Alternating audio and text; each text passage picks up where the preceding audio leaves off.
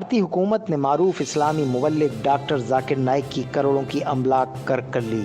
E D کے مطابق ذاکر نائک کی جائیداد منی لانڈرنگ کے الزام میں کُرک کی گئی۔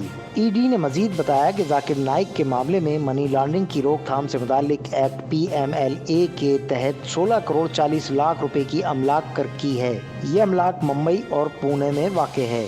ای ڈی کے بیان میں اس معاملے میں قومی تفتیشی ایجنسی NIA نے ذاکر نائک اور دیگر کے خلاف 26 اکتوبر 2017 کو فرد جرم عائد کی تھی۔ فرد جرم میں ذاکر نائک پر دانستہ طور پر ہندوؤں، عیسائیوں کے مذہبی جذبات کو ٹھیس پہنچانے کا الزام لگایا گیا تھا۔ NIA کی چارج شیٹ کے مطابق اسلامی ریسرچ فاؤنڈیشن اور ہارمنی میڈیا اس طرح کی اشتعال انگیز تقریروں کا استعمال کرتی رہی ہے۔ ڈاکٹر ذاکر نائک کو اسلامی ریسرچ فاؤنڈیشن اور دیگر نامعلوم ذرائع سے اس طرح کے کام کے پیسے ملتے تھے۔